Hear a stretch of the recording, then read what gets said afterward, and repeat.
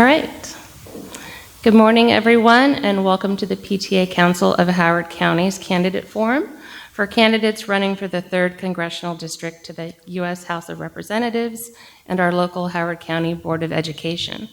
I am Terry Marcus. I am the president of PTAC and your host for this event. PTAC has hosted many forums in the past, including a Board of Education candidate forum this past March. Each of these has been recorded and posted on PTAC's YouTube site. This forum will likewise be recorded and will be available to watch on YouTube. In a couple of days, people can search for the video directly on YouTube or visit PTAC's website to find the link to the video. PTAC's website is www.PTACHC.org. These recordings have allowed these forums to reach hundreds and even thousands more people than are physically able to attend in person. The mission of PTAs at all levels, national, state, county, and local schools, is to advocate for all children. PTAC is a county-wide, volunteer, nonpartisan, nonprofit charitable organization. We are not part of the school system, but we work with our school system to help make it the best it can be for all of our students.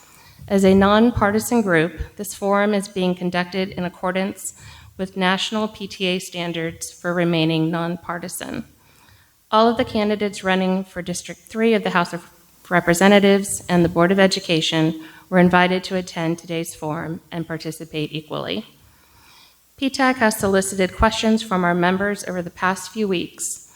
To the extent a question may express a viewpoint, that viewpoint is only that of the questioner and does not reflect an official position of PTAC. Now, some instructions for the candidates. We will start by giving each candidate 2 minutes to introduce themselves and give opening remarks. From there, we will move into the question and answer session for our 2 congressional candidates.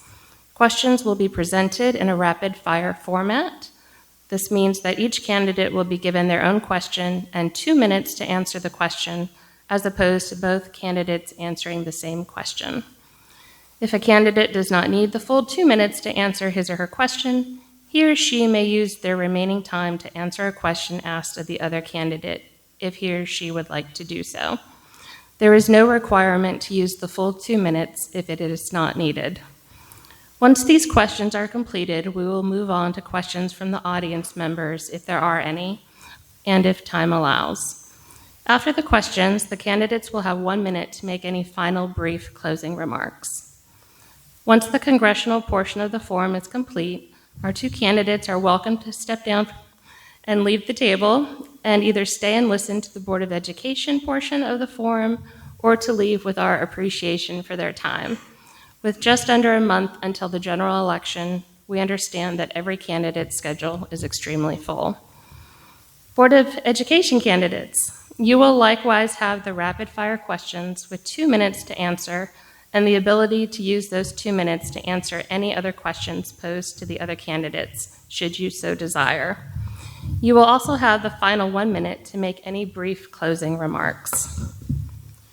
Now, some instructions to our audience. Please write down any questions you may have and hand them to one of our board members who will be coming around to collect them. Please specify if the question is for a congressional candidate or a Board of Education candidate. Questions should be general in nature, appropriate for the candidate's desired office, and they should not pertain to any particular student or personal situation. It appears extremely likely that we will not have time in the approximately 90 minutes allotted for this forum to ask and answer everyone's questions. As a result, we will compile a master list of all the questions received and email them to the candidates to provide written responses should they desire to do so. Those responses will be posted to our website. That way, all the candidates will have the opportunity to answer all the questions, and the candidates who could not be here today will have the opportunity to respond as well. Finally, just a reminder that this forum is designed to be mutually beneficial. Audience members can learn about the candidates, and the candidates can learn about the concerns and priorities of our members and the community. Everyone should maintain the highest standards of civility and graciousness during this event. If candidates or audience members want to speak informally after the event, they are welcome to use the room until 1 p.m. Now let's begin with the opening statements. Please go ahead and set the 2-minute timer. And we will start with our current state senator, Sarah Elfreth. Good morning, everybody. First, I'd like to thank PTAC not just for hosting this forum this morning, but for your tireless advocacy in boards of education and state legislatures. Your priorities, your values really do make a difference for policymakers. And so I'm excited to start building this relationship so that it does not stop here at the forum, but continues hopefully when I have the opportunity to represent you in Congress. My name is Sarah Elfreth. I've had the privilege of serving in the Maryland State Senate for the last 6 years, representing Annapolis and Southern Anne Arundel County, working with my colleagues across the state to pass 91 bills, all with bipartisan support on really complex issues and controversial issues, from expanding broadband access to investing in critical life-saving prenatal care for Maryland mothers and supporting veterans with PTSD. And the reason I'm running for Congress is because I feel like we need more people who are focused on solving problems and helping people, and not so focused on getting on Fox News or MSNBC or getting new Twitter followers.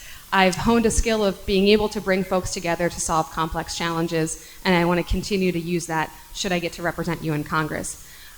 When it comes to education, I'm very proud to have supported the Blueprint for Maryland's Future in the State Senate, and then continuously working with my community members to further refine that piece of legislation, particularly post-COVID, as new challenges have arisen in this new environment. But that's the kind of work I hope to continue to do. You're not going to see me on cable news, you're going to see me in your communities, and I just want to continue to partner with groups like PTAC, groups like HCEA who have endorsed me, to continue to work together to build the best schools possible and the best teaching staff possible, the best supports, wraparound services possible for Maryland schools. There's a lot of work to do in Congress. I know we're going to get to some policy issues in the Q&A, but I'm just grateful for the opportunity to be with you this morning. Thank you. Thank you. Mr. Steinberger. Good morning, everyone. Thank you all for being here, and thank you to PTAC for organizing this and inviting me to be part of it, to introduce myself and to hopefully get a message out. My name is Rob Steinberger. I'm also running. I'm the Republican candidate for the 3rd District here in District 3 for Maryland, which encompasses all of Howard County for the first or second time, a small piece of Carroll County, and the bulk of Anne Arundel County. And I got into this race because, like so many people, I'm just frustrated with what's been going on in DC. I want to see people get back to work and do things that are helpful to our communities. I had the opportunity to do so because my work schedule is very flexible. I currently practice corporate law as an attorney, but I work from home and care for my 3 young kids. So for me, education is paramount. I'm the son of a 4th grade teacher and an elementary school principal, and from day one, academic excellence has been hammered into my head and my sister's, and it was paramount for us, along with respect for our schools and our teachers. And I think that's something that's slipping, and I think we need to get back to it. So having the opportunity to work with organizations like PTAC and others to help improve our education system, amongst other things, is certainly a priority. My background is generally, I've worked, most of my career has been in finance and strategic planning for major corporations all over the place, but I've resided most of my life in New York. I've been in Maryland now a little over 8 years. And I believe that corporate business, that experience, as well as my legal experience, can be brought to bear in Congress and help get things done, help get things moving. So I want to be part of the solution in DC. I've never run for office before. I'm a first-time politician. I'm sorry I'm not as polished as I probably should be, but it's something I'm continuing to work on. And I also don't believe in career politicians, people that spend their entire life. I think you need to be out in the communities with the people you represent to understand their needs, their concerns, and then bringing those to bear when you're actually writing laws and making decisions that impact everyday lives. So, thank you. Thank you. All right, Dr. Gao.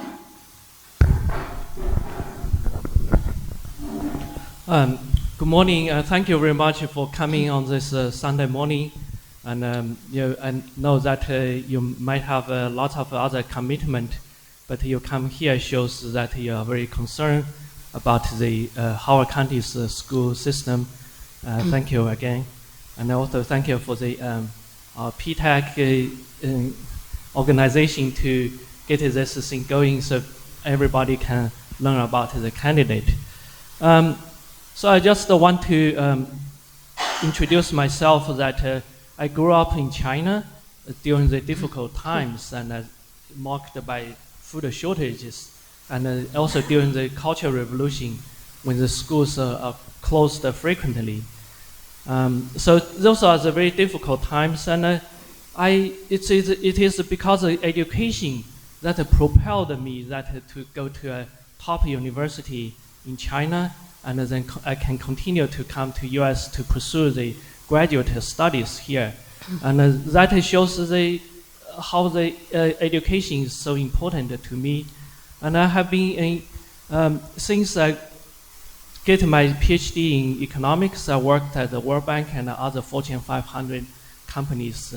And also during the last 20 years, I worked as a manager for the economic research.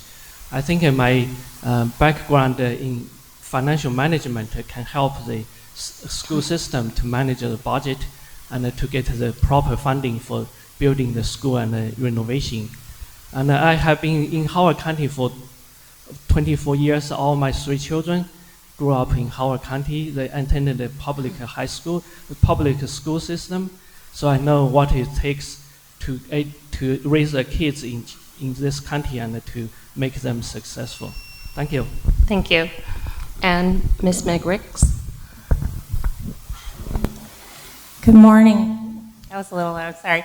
Good morning, everyone. I'm Meg Ricks. I'm running for the Board of Ed in District 1. That is Elkridge and Ellicott City and a little bit of Columbia and Hanover, parts of those other places.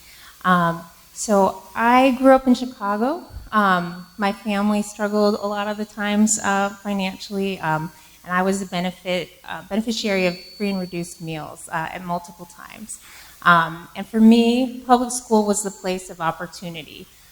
So when I became an adult and I had a family, I knew that I wanted to give back and get involved in our schools, and so I did. In the last 15 years, I've been very involved in PTA at every level. I served for 5 years as a PTA or PTSA president, and I've served in pretty much all the other roles you could serve, including as a member of the PTAC board in the past. And I do want to thank PTAC and our Homewood school staff here for allowing us to have this event today. I've also served on the OBRC, so the last 2 years I was digging into our school systems budget, and last year was one of the co-chairs of the OBRC. So I got to put into practice that leadership and working and bringing people together from a wide variety of organizations and different priorities. I'm also a teacher's assistant at East Columbia Preschool, so my day job is in the classroom with our littlest learners. I'm really excited to bring my advocacy, which is what has brought me to this point to run for this position, and my passion for education to this role. I've been endorsed by our teachers and a lot of other organizations that really value education and the future of our young people. So I ask for your vote if you're in District 1 on November 5th or during early voting. Thanks. Thank you. Sure. Just a technical point of order. It would be lovely if the speaker was in front of you, but it's behind you. That's the golden rule for feedback. Please turn off your mics when you aren't using them, and thank you for modulating to accommodate. All right, Ms. Mallow. Good morning. I'm Jen Mallow.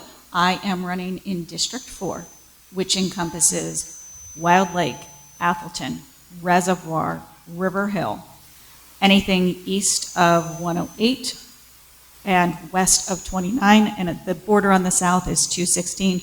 Then there's a little small part across 29. Anyways, so I have a background. I am currently on the Board of Education. I am the current board chair. I'm the longest serving board member at 6 years. I have degrees in economics. I've been an analyst. I have a degree in East Asian Studies, and I recently finished a certificate program at Georgetown in education finance. So while I've been on the board, I am continuing to try to learn and grow as a board member to be better responsive to our community. Additionally, my 3 children have graduated from our schools. They went to Swansfield, Harper's Choice, and Wild Lake, so I have experience with schools with high needs as well as high poverty levels. I have been a PTA president, a PTA secretary, run the science fair, done large-scale literacy projects, and I currently am a PTA member of multiple PTAs, and bringing that experience to bear is important when we think about why do we do this job. This job is not about glory. It's not about fame. It is about the mission of helping our students have a high-quality, inclusive education. And that is what I am committed to, and that's what drives me on a day-to-day basis. So I thank you for voting on November 5th or during early voting, and I hope to have your support to be reelected in District 4. Again, I'm Jen Mallow. Thank you. Thank you. And next up, we have Ms. Shambly. Hi, I'm Andrea Shambly, and I'm the candidate in District 5 that's endorsed by the teachers and by our District 9 delegation. I'm an educator myself and a lawyer. I'm a Howard County grad. District 5 is my hometown. My mom was a Howard County teacher. She came here in 1963 to teach Howard County schools. I'm an expert in what's called quality systems in a public health environment. Now, quality systems is a way to handle a large, complex system of any type, really. Use a team of various expertise to be transparent and make sure everyone's safe and the products you're working with are safe. It started with airplanes in the World Wars. We weren't quite sure how to build airplanes. So we wanted to make sure they would fly before we put soldiers in them. And in those days, close enough for government work meant it better be good enough for our soldiers. And that's how I feel about public education. It's about monitoring, documenting, investigating out of specifications, tracking, trending, reporting to your constituency, what you're working on, root cause of problems and corrections, and with your team of experts. And we really need that expertise and cooperation on the board. After I worked in FDA for 34 years, I lost my husband in the Annapolis Capitol shooting, and I became a gun safety advocate. And I put the same public health dedication to that. I've been advocating in Annapolis since he passed away, and we got some good legislation to keep our kids safe. I want to bring that commitment to public safety to our schools so every kid can relax and feel safe and pay attention to their teacher and their lessons and not worry about when the next gun drill is going to be. Thank you. Thank you. And last but not least, of course, is Ms. Trent Kittleman. Thank you. I am absolutely passionate about education, and I have 5 grandchildren in the Howard County school systems, and they keep me focused. I think the most valuable thing I would bring to the Board of Education is a wealth of experience. I spent 14 years being a judge in the simulated congressional hearing program in multiple schools. I write a column newsletter that I have been publishing for 15 years called The Voice for Parents, and I'm a member of the Resource Reevaluation Committee. As a delegate, I participated in designing the blueprint, and every year I had conversations virtually daily with constituents about all kinds of issues, but the most compelling were with the special education teachers who came down every year, urging the delegation, urging the General Assembly to do something to relieve them from some of the paperwork that they had and let them get back to teaching. I was the CEO of the Transportation Authority, and as such had responsibility for a $3.4 million budget and a $6 billion 6-year capital budget.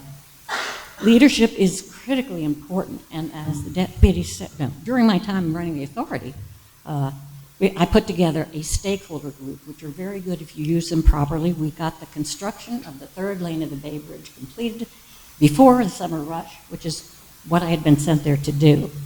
And as Deputy Secretary of Transportation, the thing I'm most proud of I put together a stakeholder group, and I asked for and took on the effort to fix paratransit, which was only picking up our most severely disabled people under 75% of the time. By the end of that year, we were over 75%. Howard County is still a great school system. My goal is to make sure we stay that way. And I think I have the time and the talent and the ability to help the board do that. Thank you. Thank you so much. We will now move into our rounds of questions for our congressional candidates. Question 1, we'll start with Senator Elfreth. State and local compliance mandates set forth by the Individuals with Disabilities Education Act, otherwise known as IDEA, significantly impact state and local education budgets. Last April, National PTA and 67 other organizations urged members of the U.S. House and Senate to support no less than $16.259 billion for IDEA Part B grants to states, while holding all other education programs harmless from funding cuts. Do you support putting the IDEA on a pathway towards full funding? What strategic steps would you take, if any, to increase federal funding for IDEA that is different from past failed efforts? Thank you for this question, and I'm really excited to answer it. Simple answer is yes, of course I will support increasing funding through the IDEA. As been said, our special education students need greater support, and while the blueprint took a significant step forward, there are some gaps. I've been working on filling those gaps at the State House for years around providing greater incentives for special education teachers and speech pathologists and in the specialty areas of everything, the wraparound services that our students require to be successful, but it's not enough, and that's where the federal government can and should come in. So that funding is critically necessary, especially because we're losing so many special educators from our classrooms rapidly. So we need to make those investments. Now, in terms of the strategy to get that done, the good or the bad news of it is that every member, 435 members of Congress, represent districts who are also facing the same challenge we're facing when it comes to special education. And so as I mentioned previously, my kind of specialty in this work is bringing people together to solve complex problems. And I've been able to do that bipartisanly my entire career because I meet people where they are. And I talk about what's important to my district based on what's important to their districts. And again, we tend to divide in politics and government, and that doesn't get us very far. It gets us to a pretty toxic Washington these days. And so I plan on working with my Republican colleagues, plan on visiting their districts, talking to them about what's important to their constituents. And again, their constituents are facing the same issues and challenges ours are. So how do I meet folks where they are? I've had tremendous experience doing that, not just at our State House in Annapolis, but working with colleagues in Pennsylvania and Virginia on environmental issues, meeting them where they are in Harrisburg and in Richmond and in their districts to find how we can get to common ground and build from there. And that's the only path forward with IDEA and so many other challenges facing our shared communities. Thank you. Thank you. Question number 2 from Mr. Steinberger. What are your top priorities for improving public education? Can these priorities be achieved without additional funding, or do you think public school funding should be increased at the federal level to achieve these goals? Thank you. So in terms of top priorities, I think you just hit on one with the IDEA, the special education. My sister is actually a special education teacher in New York, so I understand the trials and tribulations that she goes through every day in her school system, in her classroom. And making sure that all our students, regardless of how they learn, have the right opportunity to learn in the right way for them. We want to make sure that those opportunities are available across the board, regardless of special needs students or conventional needs students. So making sure that the funding is there to make schools safer, make the infrastructure right, and provide teachers with the ability to work in their classrooms. So focus on the academics in the classroom and academic excellence. So I think some of the priorities there need to be funding, taking a look at all the funding that's in schools from the federal level and seeing what's working and what's not. So taking apart the budgets and the dollars that are going to our school systems across the country and finding out programs that are either outdated, not working, or just not having that bang for the buck that we need them to have, and maybe redeploying those funds first as a first step. If we do find that we need additional funding, then it's going to have to come from other programs. And I don't believe that, I think schools are underfunded, I will say that. So anything we can do at the federal level to help bolster that, but I do think it comes from a re-examining of what we're actually spending today and figuring out how to redeploy those funds better for the benefit of our students. Great, thank you. All right, and back to the senator. There are approximately 100,000 public K-12 school facilities serving our nation's teachers and children across the country. The average school building is over 44 years old. Our nation's public schools are the second largest national infrastructure sector for capital investment. Yet historically, unlike roads and bridges, school facilities have received virtually no federal investment. Do you support the federal government investing in school infrastructure? I was hoping I'd get this question because just yesterday I was in the Oakland Mills, village of Oakland Mills at their fall festival and had an opportunity to talk to folks on that PTA and students at Oakland Mills High about the critical, they're not even maintenance issues. I mean, mold and leaking, and one of the oldest schools in, it's my understanding, in the Howard County system. We have similar challenges in the district I represent in Anne Arundel County, challenges, as you mentioned, across this country, and yet there is no federal funding for capital infrastructure or improvements for our schools, and it's a sin, quite frankly. So yes, I fully support, there's a bill called the Rebuild America Schools Act that puts about $70 billion in grants and another $30 billion in tax credits to help incentivize rebuilding, replacing, and maintaining not historic, but they basically are. We have a number of schools that are over, quite a few schools that are over 50 years old throughout the district. So yes, we do need federal support to do that, and I plan on being a strong yes vote for that bill. To answer, if I have time to answer the previous question, Yes, go ahead. Other priorities, childcare.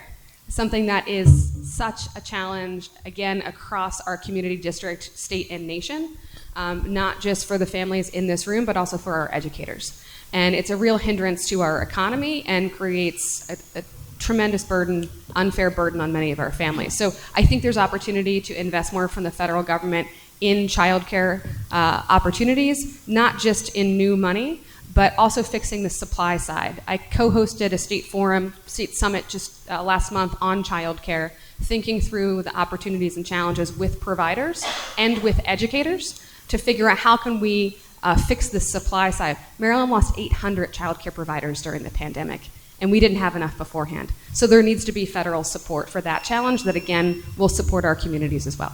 Thank you. Thank you. All right, next question is, the National PTA commends the U.S. Senate for passing the Kids Online Safety and Privacy Act, which includes COPPA 2.0, the Children's Online Privacy Protection Rule. This legislation provides a desperately needed update to federal law to better protect children online.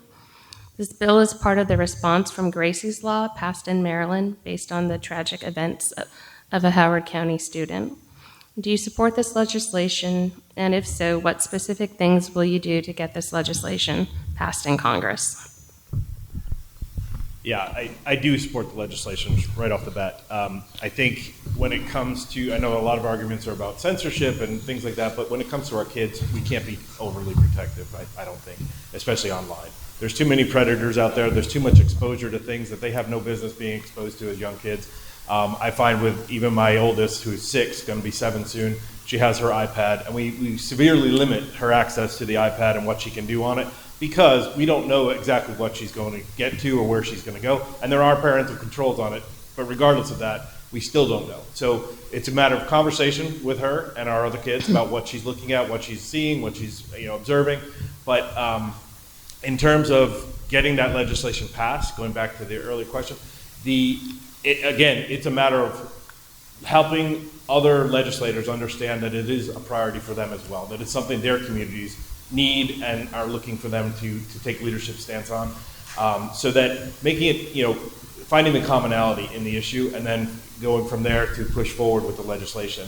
I also had the opportunity to go back to the previous statement about childcare, and it blew my mind. There's so much low-hanging fruit right now in our childcare system that could actually make it work so much better. There's integration with our public schools. They are looking to have some of the pre-K programs move into private care and private companies, but yet there's no integration on systems. There's no integration on healthcare. There's no integration on any aspect of certification or credentialing for the programs and the teachers in those programs. So those programs struggle every day to keep those teachers in place, to keep those teachers from moving into the public schools where salaries, benefits, and everything else are better. So finding a way for those programs to work together, especially if they're going to support public pre-K, is critical. And it's more on the state level, but it is something we can look at a federal level, because childcare certainly is an issue that we all face throughout the entire country. So, thank you. All right, thank you. Back to the senator. How would you work to ensure that the public education system in the U.S. produces a skilled workforce that ensures a leadership role for the U.S. in the global marketplace?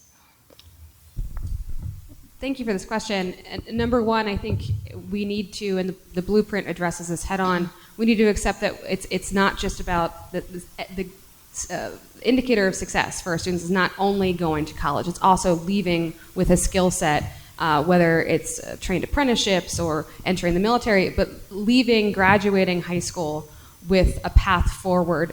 And that's something I think we need to support more at the federal level is technical education as well.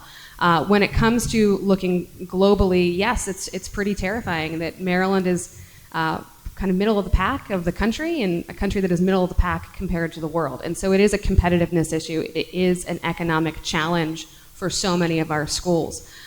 Certainly, we can do more in terms of supporting language education and greater integration to prepare our students that way, prepare our students for the jobs of the future around cybersecurity and IT issues. There's a lot that we can do. Some of it's happening at the state level, but it's going to require greater cooperation and partnership.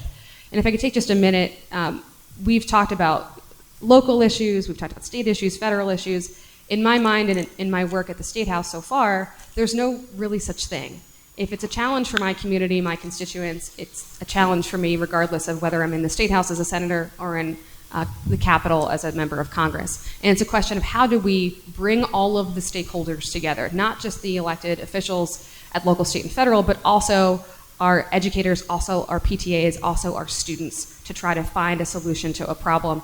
It's something that I've done time and again during my time in public service and will continue to do, hopefully if I get the opportunity to represent you in Congress, is regardless of the issue, I'm going to be at the table, I'm going to be working with you to find solutions and help deliver those solutions for our communities.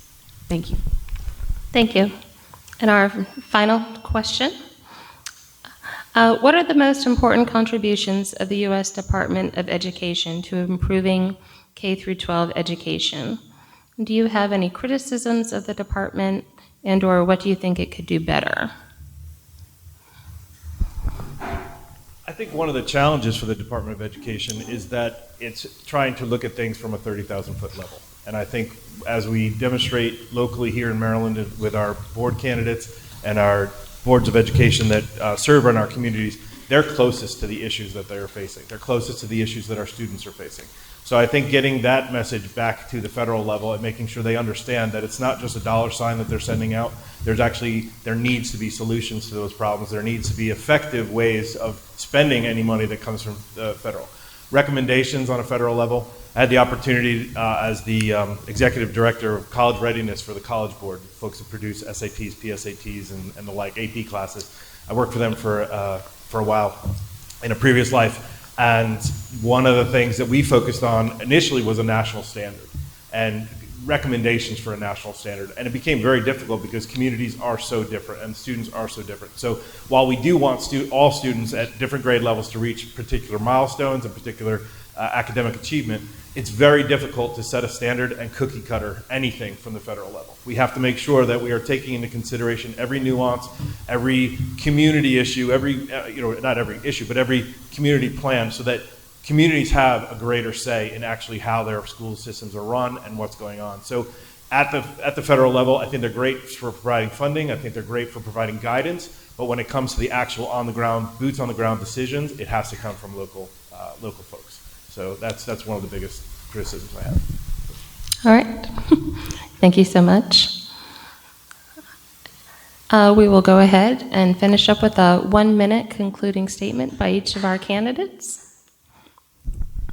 Wonderful. Well, my statement will just be one of gratitude for the opportunity to talk about these really important policy issues that face so many of our communities. I'm a proud product of public schools, which is a bit of a tongue twister, but I am. It's why I fought so hard in the state Senate to bring funding back to our public schools, not just through Blueprint, but through other really important pieces of legislation.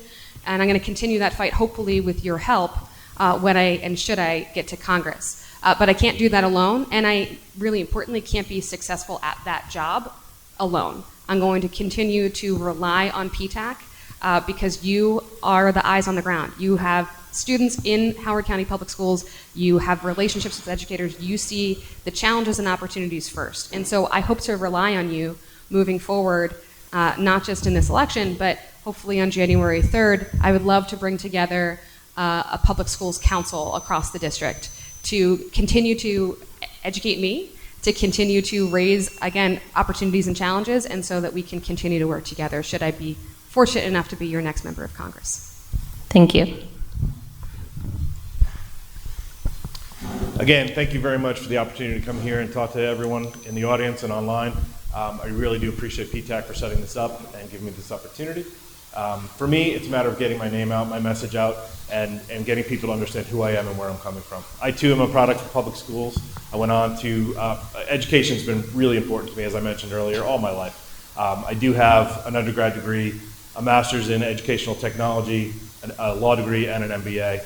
And most of those I did part-time, so I wasn't a full-time student the whole time. I worked most of my career. But taking all of that education and all of my 25 plus years of business and legal experience to bear to make things right and improve the lives of everyday Marylanders in District 3, I want to be that voice. I want to be that person that you can turn to and look to and know, hey, he's doing a great job for us here in Maryland. Different from what's been going on for umpteen years now. Having someone in Congress that's going to represent you and be your voice on the Hill. So thank you. Thank you. And thank you both so much for being wonderful representatives for District 3. You'll be curious to see what the election holds in just under a month. At this point in time, you are welcome to stay. Either you can stay where you're seated, or you can join the audience, or you are free to leave. We know your schedules must be very full this time of year, so we definitely appreciate you coming out, especially on a Sunday morning. So, thank you.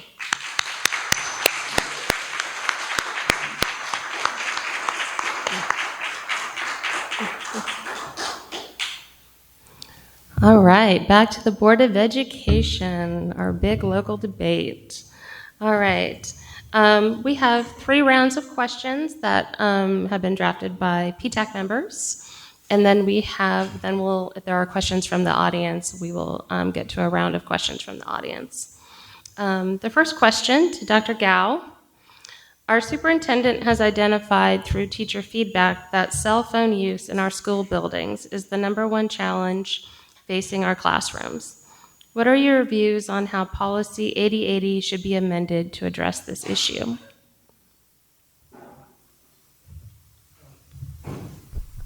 Yes, I also hear the same thing when I was doing the door knocking. The teacher mentioned that cell phone use is very disruptive during the schools, and they really want to ban the use of cell phone during the class. I think it's the right way that we are going to propose enhancement to cell phone use in our school. And so I do believe that the cell phone should not be used during the school hours unless the teacher specifically says there's a reason to use it. Otherwise, they should not be used. I think there's a policy, we should have policy, but then we also should have the procedures. What can teacher do? If a student brought a cell phone to the school and or used during the class. Many teachers also mentioned that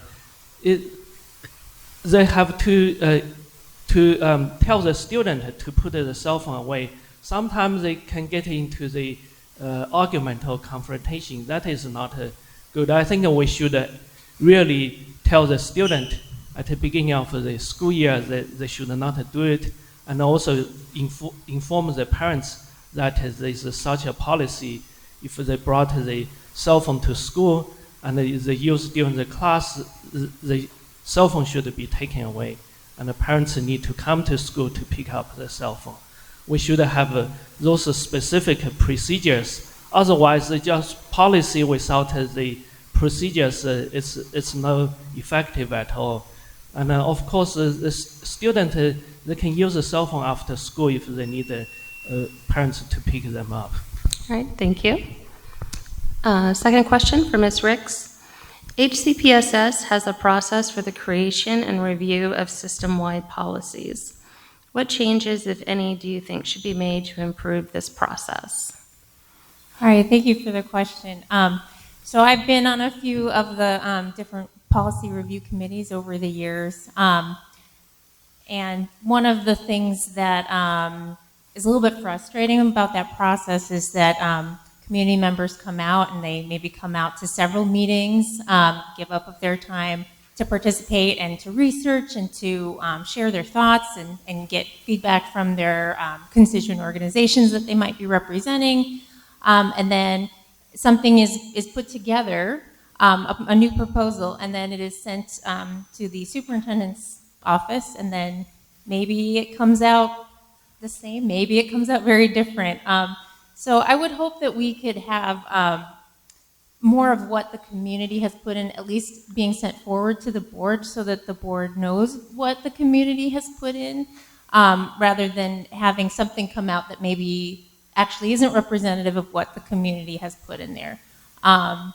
Obviously, we do need to regularly go through our policies and make sure that not just that they are conforming with the law as laws change, but also that they are put into place the way that they're intended, that we're actually implementing them the way that they're supposed to be.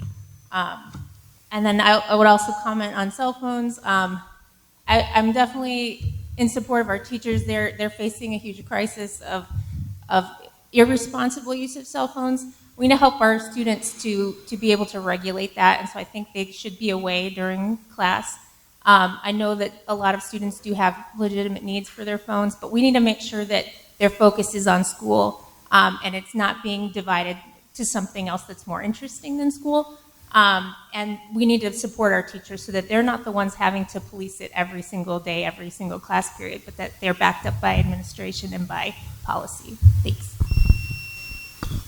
All right, thank you. And Ms. Mallow, given its costs, do you think implementation of some requirements of the blueprint should be delayed? If so, what blueprint requirements do you feel are less of a priority?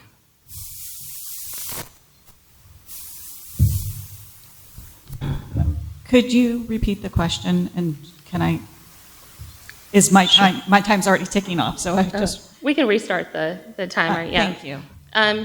Do you think implementation of some requirements of the blueprint should be delayed? If so, what blueprint requirements do you feel are less of a priority? Thank you. While funding for the blueprint will be a challenge, the honest answer is no, I don't think it should be delayed. I think we should commit to working towards using the money that's been allotted.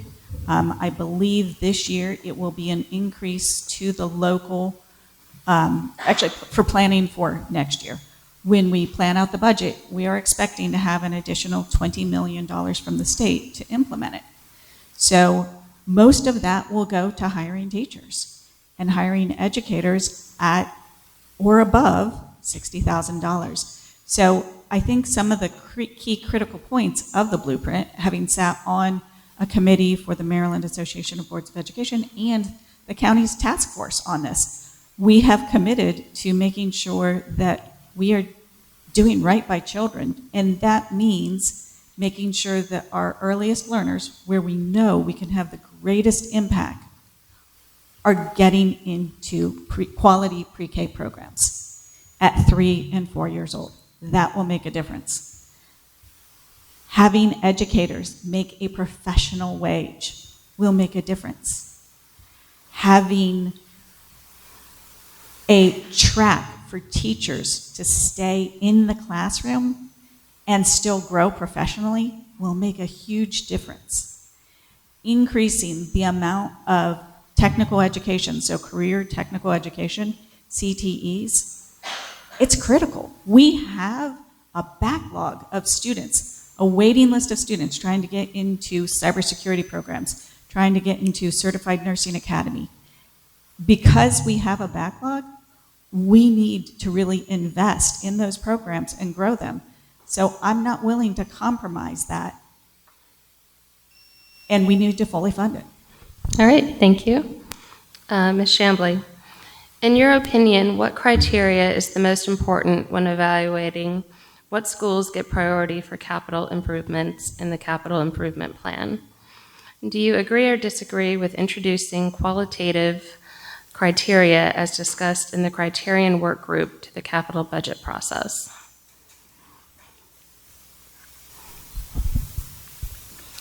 Well, a lot of schools in this county were built when I was in middle school a long time ago. And to make the schools participate in some kind of Hunger Games over who's going to get the money this year, to get updated, to get bathrooms that work, to get classrooms, to get kids out of portables, to get a safe entrance for people who don't belong in school, to go through a safe vestibule. This shouldn't be a Hunger Game. We need to fully fund these schools that we have let deteriorate over the last 15 years. So qualitative criteria is important because that makes kids feel safe at school and valued at school and welcome at school so they can concentrate on the matters at hand. And I want to work with our delegation to get enough money so that we can get these schools, especially the ones in the top 5, so they don't have to fight each other for a limited amount of funds.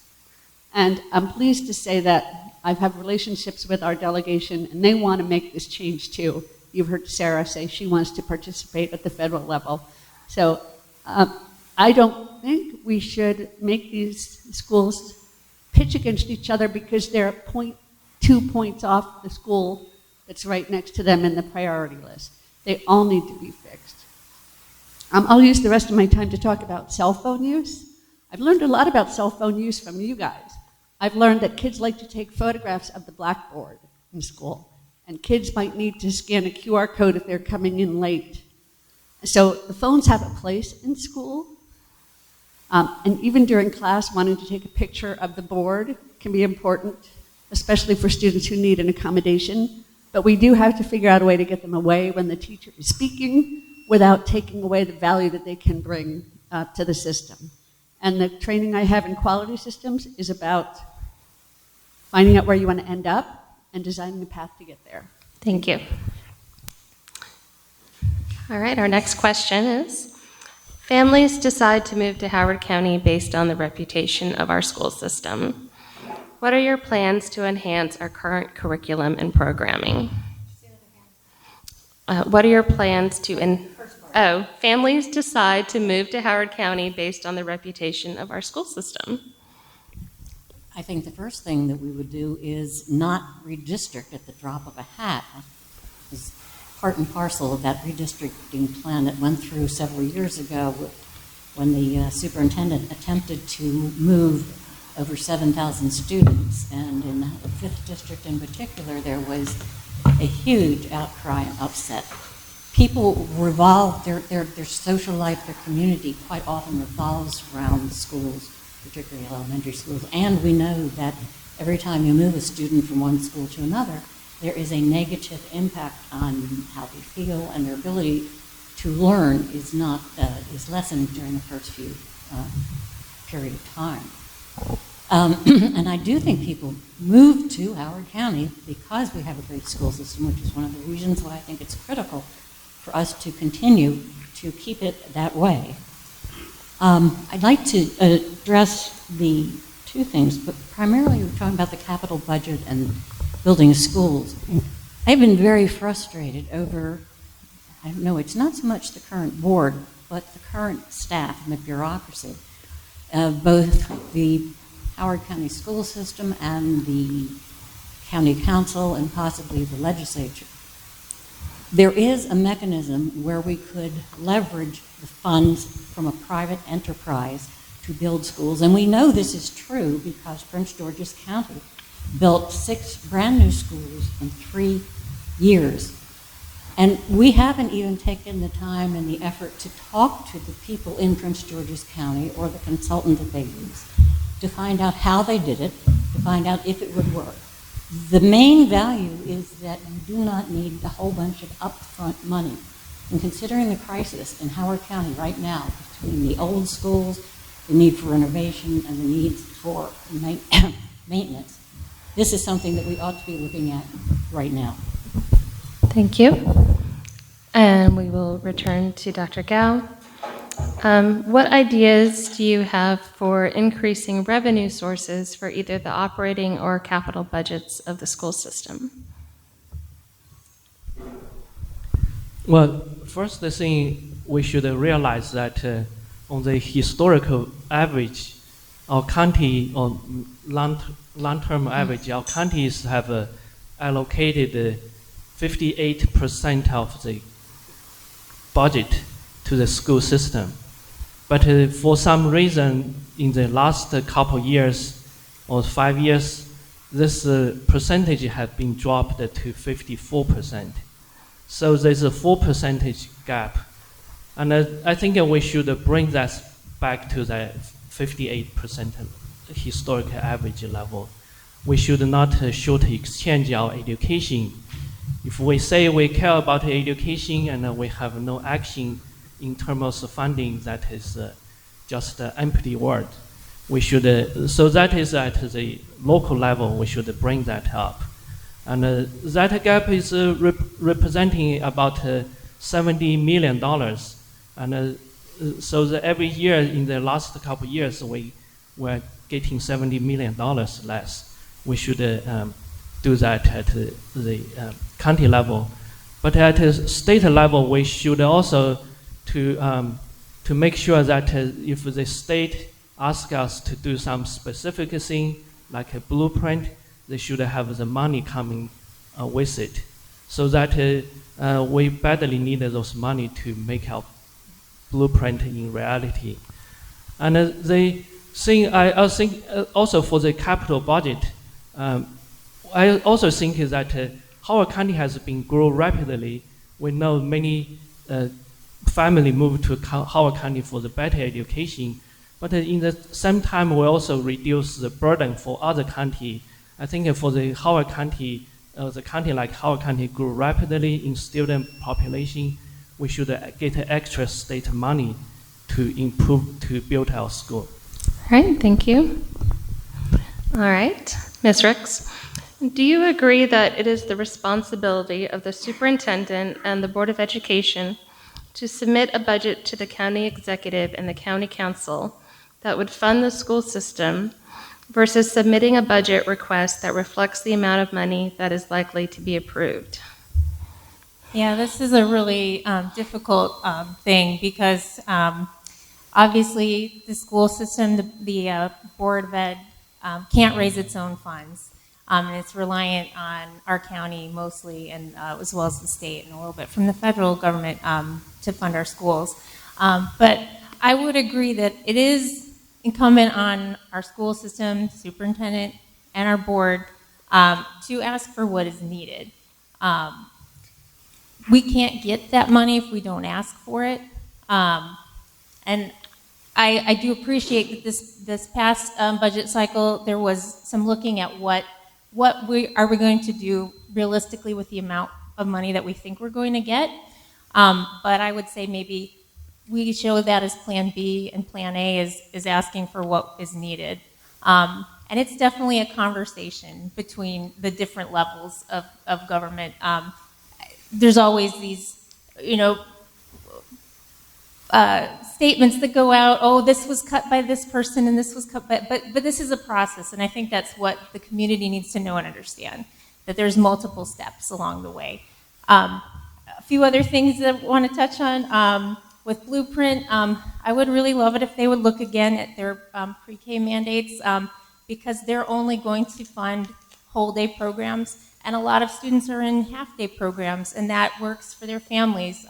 Eliminating that as an option, I don't think is the right choice. I understand the need for full-day programs, but I want them to also have an opportunity to have half-day programs, so we're not having less availability of pre-K. On the capital criteria, I want us to make sure that we aren't fighting amongst ourselves and that we're growing that pie, but also being objective in what the facility condition is and the needs. And it definitely has been a mess. Oops, sorry about that. Ms. Mallow, do you have any ideas to help high schools raise additional funds through the county or through PTSAs and boosters?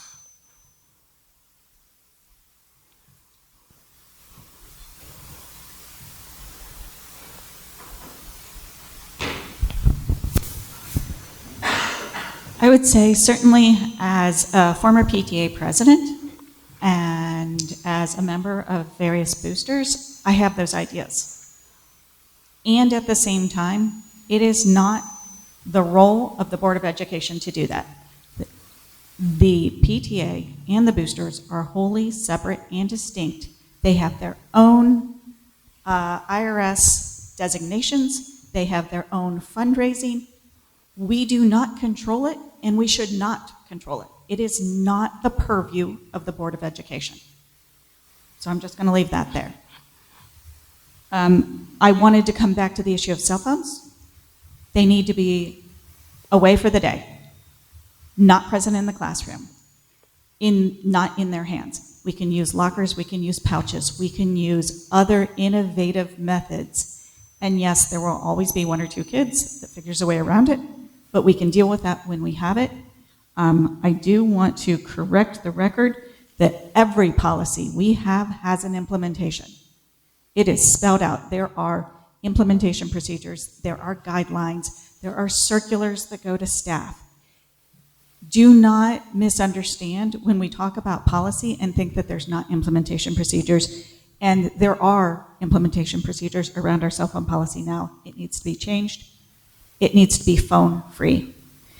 And yet we will have them for medical emergencies, for children who use them for diabetes or anything like that. And they can use a Chromebook to take a picture of the blackboard.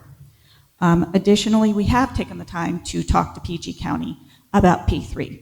We have investigated, we have met with the county council about this, we brought in consultants. These are all things that we are working on and will continue to work on. Thank you. Thank you. Ms. Chambly, if further implementation of the blueprint requires budget cuts, what would you cut? Or what revenue source would need to be leveraged to avoid making cuts? We need to find new revenue streams. We can't cut the commitment to make students college or career ready. We can't cut pre-K. We can't cut the $60,000 a year salary. So we need to find new revenue streams. That's the bottom line. And to do that, I'll go back to the budget. We have to ask for what we need.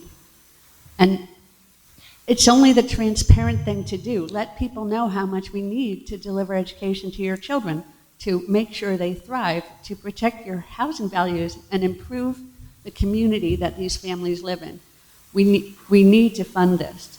And to do that, because we can't raise our own revenue, we need to ask for what we want. We need to go to the people who can raise money and educate them on what we need so they can educate their constituents. I mean, that's what we vote for. We vote for whether you want to pay a little more money in taxes to improve your children's education. And if parents and the community knows what the money is going for, they can decide whether they want to fund it or not. I mean, that's the voting process, and we should celebrate that. And as a board member, I would help them deliver that message to parents to be as transparent as possible of what we need to give them what they want. And to get new revenue streams. There is a bill in the legislature that's going to be up this year about adding new revenue streams for this. But it's just one bill, it's not enough. But we have to explore this. Thank you. Thank you. Our next question from Ms. Kettleman. Would you approve an operating budget that includes class size increases at any level of our school system? Class size increases at any level, elementary, middle, or high school? I would very much prefer not to. I know that there are certain things that parents feel very strongly about, but I will tell you that if you watch the last budget process, there is not one thing in the school budget that does not have a strong contingency and a strong group of people who are going to come out and ask for it. I do think that the budget is the single biggest impediment to our having the kind of school system we want at this point, and partly it's because I'm essentially a fiscal conservative, but over the last year, in watching all the board meetings, I learned a lot, and I've learned that one of the reasons the school system is experiencing fiscal difficulties is because of all of the new and different things that other government levels have asked or required the locals to do, and the blueprint for all of its value, which it clearly has. The legislature has taken over a lot of the decisions that originally belonged to the locals, and I don't think that's a good trend. There was one other thing that I wanted to mention, and that is I was glad to hear that the council and the board have met. Actually, I watched that joint meeting where the council and the school board talked about P3s, and it was a very sort of, not high level, but it was more looking at, do we want to do this, do we want to think about it, and back and forth. It didn't get into any of the nuts and bolts. And the last board meeting, which I also watched, there were several members of the council who were asking staff, why haven't we done this? Why haven't you brought us a proposal? Why haven't you gone further? And there was a reluctance of staff to do anything other than say, well, we need $500,000 for a consultant. I'm not at all sure that's true, and I think this is an area where the board has responsibility to take the leadership and insist that they do it. Thank you. Thank you. Back to Dr. Gao. Part of being a Board of Education member is being an advocate for the school system. How do you envision advocating for HCPSS? Well, the first thing I want to advocate is to advocate the county to give us sufficient funding for our school. And I think this it's not just to say, give us money, give us money. We really need to do the analysis of our budget to sell. If you need to do this and this, how much money it will will be needed. So those it's important to tell the county over and over again. If you tell them once they don't listen, you continue to tell them, and also to get the other people to get involved. So advocating the funding is the number one thing I will be doing. I think it's both at the county level, at the state level also, because we also have a part of the funding will come from the state.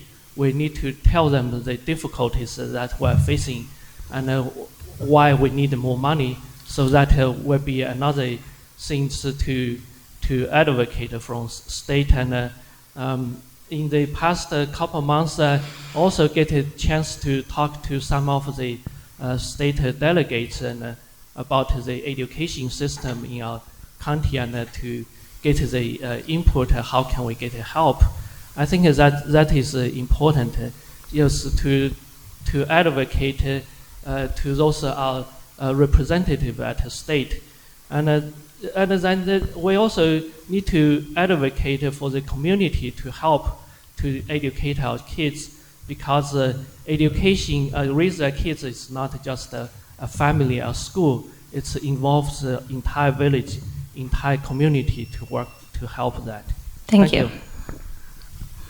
And Ms. Ricks, what are your ideas for retaining our most experienced teachers and for attracting new teachers, especially special education teachers? Yeah, this is going to be so important for our county because nationally we have a shortage of teachers, and especially amongst special education certified teachers with that background and experience. I know we need to make sure that we're making our school system as attractive as possible. I mean, baseline is the compensation. It needs to be in line with what other surrounding jurisdictions are offering, because we have a high cost of living here in Howard County. But obviously that's not enough. We need to make sure that they're supported in their doing their job. They need to have the things they need to do their job, and we need to give them the respect and the support, basically. When issues arise, we need to listen, and we need to make sure that we're making decisions with them and not to them, so that they feel supported and they have what they need to succeed. Because nobody's going to take any job that's going to set them up to fail day after day, and maybe also to cause bodily injury and harm to them. So I would also want to make sure that we're training all of our staff, especially for working with students with special needs, because every staff member does at some point during the day. Also wanted to go back, class size increase, not in favor of that. My years on the OBRC, every year, I think, even before that, we've made a motion saying do not raise class size. We made 2 last year, actually, about preserving class size. It is definitely a detriment to our young people having more of them in a class, potentially, but also having less classes offered, because it's a percentage, it's a formula. You'll have less teachers in every school, less things are going to be offered, and some of the classes may be bigger. So I'm not in support of that. Thanks. Thank you. All right, Ms. Mallow. Question A will be on November's ballot. If Howard County voters agree to amending the charter, which would authorize the County Council to create the Inspector General's office, what is your opinion as to potential oversight of the Howard County Board of Education as well as HCPSS? Can you repeat the question? I want to make sure I understand it. Sure. Question A will be on November's ballot. If Howard County voters agree to amending the charter, which would authorize the County Council to create an Inspector General's office, what is your opinion as to potential oversight of the Howard County Board of Education as well as HCPSS? It's a really interesting question, because one of the things that isn't spelled out in the question is actually the details. So when it was put on the ballot, it simply asks whether or not the county council should have the authority to make a inspector general. It actually doesn't say what the inspector general will do. It doesn't say who the inspector general will be able to oversee. And so I support transparency, 110%. I support accountability. And I have used and implemented new accountability measures for the school system again and again, particularly as chair. So some of the things I've instituted are changing some of our contract language so that there is more transparency and accountability, and we can't exceed certain amounts that weren't present in the contract before. And those kind of things, I think it's critical that not only does the board have oversight, but the community have a view into what we're doing.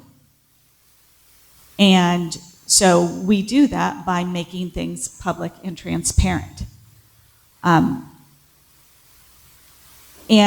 it's such a huge issue that I really want to know what are the expectations of the county council? Because it's not spelled out in the bill. And that's really unfortunate because we all know that when you don't regulate it, something new properly, it can get out of hand. Like the Maryland Public Information Act. I fully support the Maryland Public Information Act and the wall, the groundbreaking wall that Howard County Schools put in place to increase oversight. No other county in Maryland has a similar MPIA wall. Thank you very much. Ms. Chambly, do you have any interest in running for political office other than this Board of Education position? How can the public be assured that you are focused on the betterment of the school system and the teachers and children within our buildings? This race, thank you for that question. This race has been a real learning experience. I don't know if the batteries just died. Please grab them. I'll use that one. Can I start my time out, please? Thank you. This campaign has been a real learning experience. I tell people about how my little race is requiring so much time and energy, and everyone says, this is not a little race. And I say, I know. This should be at the top of the ballot. This is our kids. This is the people in our neighborhoods. This is the people who are going to take our jobs when we're ready to retire. This is important. I was a student in this system. I do not want this system to deteriorate anymore with deferred maintenance and larger class sizes. I want students to thrive. I mean, as a gun safety advocate, I've seen how scared kids are to go to school. My goddaughter walked into ballet class after my husband died and saw a no guns allowed sign on the door, and she said, are people bringing guns to my ballet class? And she started crying because she knows this is not a game. I think this race is critical. I'm passionate about it. I hope you can tell. I have been volunteering with kids for most of my career, and I'm teaching them, and this is a full-time job. And somebody told me it doesn't pay much, and I joked, well, I've been misinformed. I thought it was really well paid, but no. This is a labor of love, and I don't have any goals beyond that. And related to that, on class sizes, I think class sizes need to be as small as possible, because not only does that affect all our kids every minute of every day, it really affects our special education kids when their class is too big for the teacher to know even what their plan is, what support they need. It affects our hiring of teachers who don't want a class with 35 kids when they can go the next county over and have a class with 29. And our hiring system is really slow. I found out it's one of the slowest in the state. So teachers accept jobs somewhere else. So this is a labor of love. Thank you. Thank you. Finally, Ms. Kittleman, if elected, how would you leave the school district in better shape than it is today? What would be your priorities during your first year in office? To be the best board member that I absolutely could.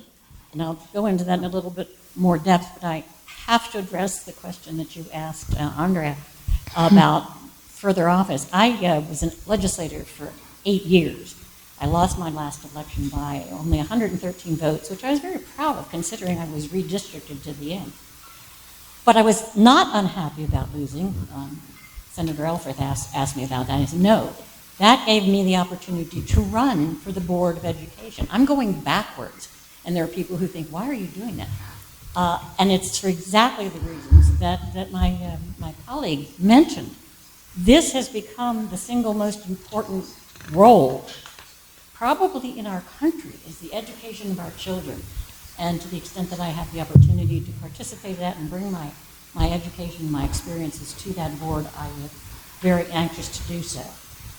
Priorities, you asked me, I've been asked that before in questionnaires, and I can answer it to a bit, but it's very, very difficult. The school budget is extremely complex with a lot of moving parts, and to point out one thing as a priority ignores the fact that you never really can tell. I doubt many of us would have guessed that transportation would be our priority last year, but it became so.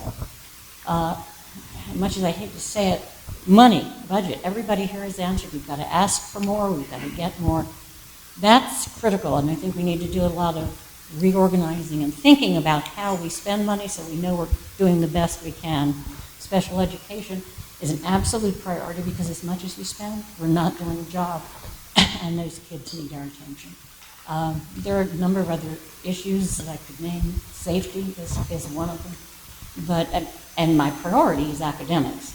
To me, it's critical. That's why kids go to school. So thank you. Thank you.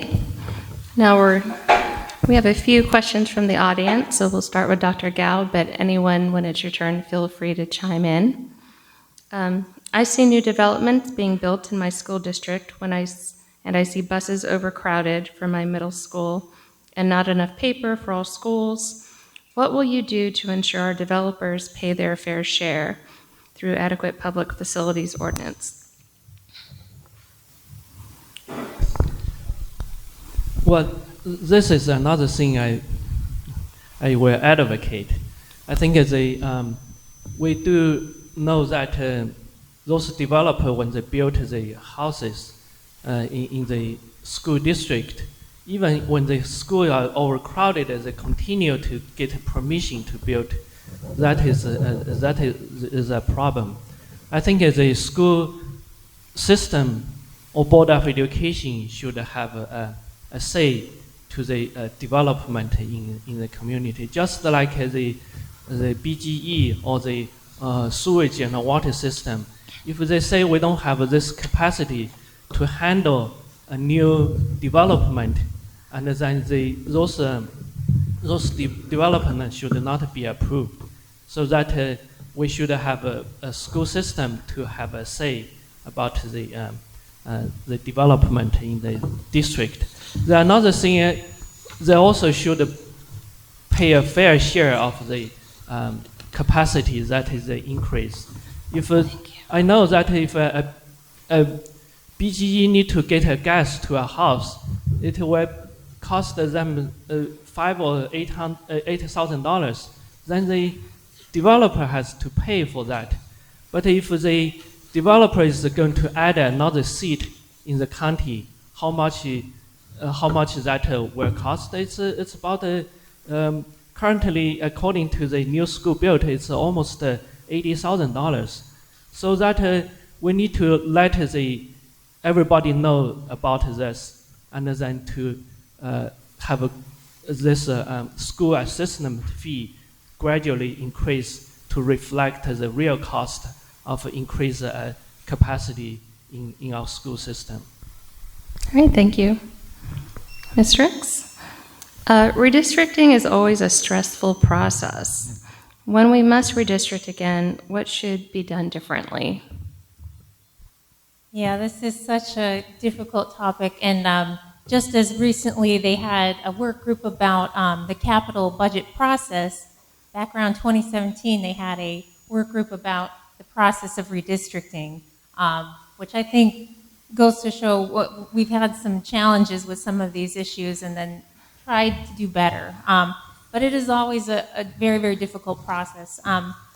I'll just say that my view of redistricting, as a parent who had, my oldest was at Howard at the time when we were pushing 140% capacity. I understand that we need to redistrict sometimes, and even though it wasn't popular, I really was pushing for us to do something at that point in time. But looking at redistricting the process, I'm always going to be looking, number one, at capacity. Overcrowded schools are not ideal environments for learning, and they reduce opportunities for young people. That was our experience at Howard. My daughter loves drama, and she never got to be in a play at Howard. There are just too many kids. So I want to make sure that our schools we're utilizing our buildings appropriately. And then after that, we use those other factors to help us make the best decision out of the different available scenarios. I do also want to add that I've been advocating for our schools for 15 years. being on the board will be a continuation of that advocacy. I've been advocating for APFO for many, many years. I remember sitting at the county council wearing yellow many years ago, listening to then Chair Cindy Valancourt saying, hey, APFO, as it's working, there's not even going to be a delay. If we're continuing to build the schools that we need in a timely fashion, it's not even a problem. So, thanks. All right, thank you. Next question, Ms. Mallow. The MAP data from 2023 shows huge achievement gaps.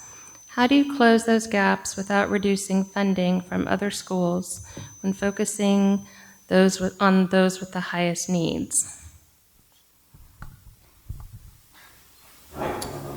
So when we look at achievement gaps, there's generally two methodologies, and one that's a terrible methodology. One is to push the top down, and that way the gap gets smaller. We can't do that. We have to bring the bottom up and make sure that if our systems aren't working, we change what we're doing. It has to be a continual process of improvement. When we found a couple years ago that the methodology of teaching reading wasn't working, we brought in the science of reading. We've implemented something called letters training. It's very specific. We've implemented teaching teachers about Orton-Gillingham, which is the gold standard for remediating dyslexia, among other things.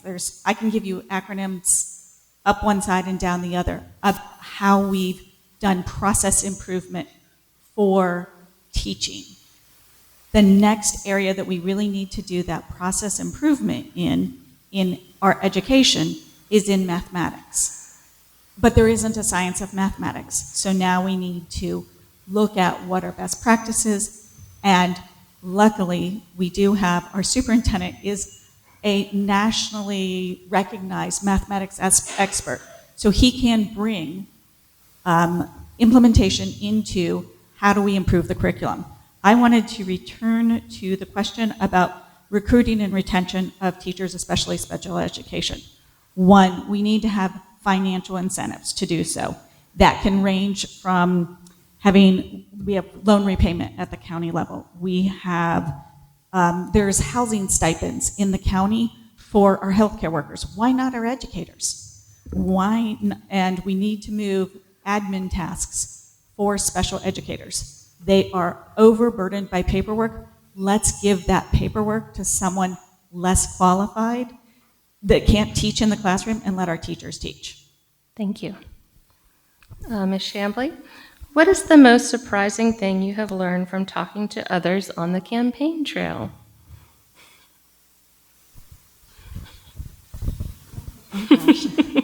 So many surprises. I guess I shouldn't be surprised at how informed everyone is that I've talked to about their local schools, about what their kids are doing. These are working families, and they make sure they take the time to help their kids with homework, ask their kids how their day is, show up at meetings, write letters. They are just engaged, thank goodness, because they're so happy to share information. They can't always make it to board meetings, even if they watch them online. You can't raise your hand. But they have a wealth of information, and we need to go out and get it. We need to. I found that my high school, Glenelg, is in the top 150 football teams in the country. I'm going to make sure I go to the next game, and I'm so excited. But also because I can talk to the parents and the kids there. The kids are also a wealth of information. They know if they're thriving or if they're getting the support they need or not. So everyone is just dying to become a team member and be heard, and I can't wait to learn more from them. I do want to go back to redistricting. I was redistricted 5 times in Howard County, 5th grade, 6th grade, 7th grade, 8th grade, 9th grade. I was supposed to be redistricted at the end of 10th grade, and I wrote a letter. I was one of those letter writers, and just said, can I please just stay where I am? And I got permission. But schools anchor our communities. People have lifelong friendships. The parents, the kids, the neighborhoods adopt their ideas and culture, and when kids are moved, it feels like the rug is getting pulled out from under you and like you're starting over. I want to limit redistricting. I mean, the school's 140% crowded. You got to do something. And I think if you don't, the state does it for you. So, but I did want to mention that redistricting is a priority for me, that we do it very carefully. Thank you. And our final question before we do our 1-minute closing statements is to Ms. Kittleman. Make it a good one. The system of 2 at-large Board of Education members and 5 district members is relatively new. In your opinion, has this change been a success? What would you do to change the composition and election of board members if you could? I wouldn't do anything. I am thrilled with the way that our board is now structured. I think that it's critical. Having been in politics, I once ran countywide, and then I've run in districts. Part of the issue is for school board candidates to be able to have a smaller district to talk to so that you can get your message out for the election. That doesn't mean you don't represent the whole county when you're on the board, but it makes the school board races a lot more relevant to people, and people have an idea and they know exactly who to contact on the board. And I think having 2 at-large, I think that's important because they can sort of make sure that the rest of us who are on the board consider the entire county. I think that's something that I would need to do. I wanted to say that what you learn from people when you are on the campaign trail is fascinating, it's important. Knocking on doors is the single best way to do that. I haven't been able to do as much of that as I would like to. But I've gone to PTA meetings and talked to people, and I have a huge number of people who bring information back to me. I think the thing that I found most upsetting is that teachers and principals are very, they will talk to me, but they always say, please don't tell anybody, don't say who said this, because they are afraid that if they have the wrong opinion, that they risk losing their jobs or at least losing some of the perks. And I think that's pretty much all I'm going to do. All right, thank you so much. Then we will start with our 1-minute closing remarks and start with Dr. Cao. I want to say first that I want to run this Board of Education. It's not only that our county has the best school in the state, but as we see that we're facing the challenging issues. One thing is the budget. We have a budget shortfall this year, and that many of the programs are facing the cut, and we already increased the class sizes.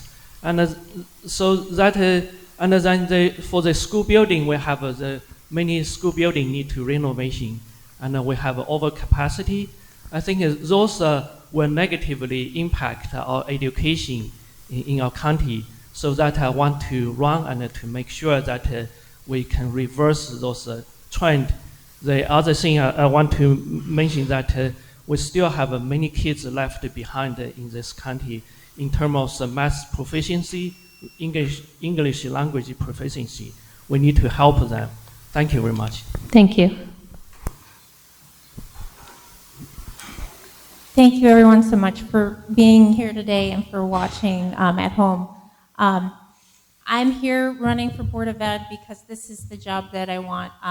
My website, I created it, megrix4boe.com, purposefully, because that is the job I want. I'm not looking for any other. I'm looking forward to representing and bringing the perspective and experience from my District 1 to the board, but to work for all of Howard County. I want to make sure that I do my very best to help us get all the funding that we need for our schools, that we have schools where they are needed, and that we care for our existing schools so that they remain in good condition or they are back to good condition. I want to support our educators and work to make sure that our schools are safe and secure, and that our students can learn, that they have the supports in place that they need, whether it's emotional, physical, or educational supports. And that is why I'm here and ask for your vote. Thank you. Thank you. Hi. Again, my name's Jen Mallow. I hope to have your vote in District 4, and I want you to know that I prioritized being here. I prioritized listening to the questions to try to figure out what's most on your mind. I prioritized being at the League of Women Voter Forums. I am the only one from my district here today, and that should tell you something.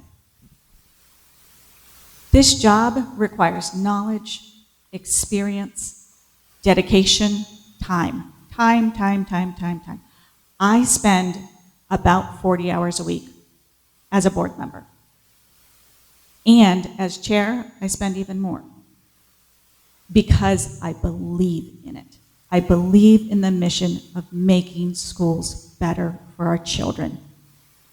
I believe in the mission of teaching and lifting people up, lifting up our students. Again, Jen Mallow, hope to have your support. Thank you. Hi again, I'm Andrea Chambly. I'm running in District 5. I am your gun safety candidate. I'm endorsed by every town for gun safety. But gun safety isn't the only safety problem that's diverting our children from learning. They're in environments with $500 million of deferred maintenance. Roofs are falling on their head. Toilets are overflowing. Bathrooms are locked because people are smoking in there. The kids don't feel safe at school, and if they're not safe, their brains are in alarm mode. They're not listening and learning. I want them to be safe at school. That's my priority. Another priority is our special ed kids. We're on some kind of special review that we're reviewed twice as often as other counties because we're failing our special education students. This needs to be fixed. Special education students spend time in general education classrooms. If they're not served, no one in that room, no teacher, no other student is being served either. I want to fix our special ed. And I want to fix our staff shortages. If classes get too large, they don't serve the students or the teachers. Thank you very much. Again, I'm Andrea Chambly in D5. Thank you. 1 minute short. I know. I'm trying to stay as much on target as possible. We've answered a lot of questions tonight, but obviously we didn't hit every issue. So I want to let you know that my views on almost everything are on record and online, and I encourage you to go to my website, trentkittleman.com. You'll find my newsletters, most of my responses to questionnaires, all of the articles I wrote on education while I was in the legislature, and if any of those issues raise questions or concerns for you, please email me, and I will respond. That's trentkittleman@verizon.net, both fairly easy. I also spoke on a number of bills in the state legislature, most of which I opposed when they were against local control. And there was one issue that elicited my most passionate floor speech, and that was an equity issue. How is it fair? I'm not going to have time to finish this. So if anybody's interested in the rest of that, I'll be happy to talk to you afterwards.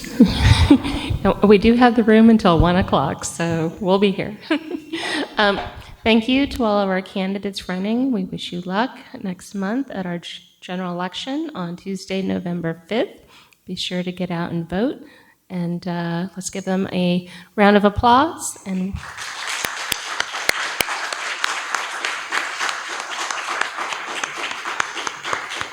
all right.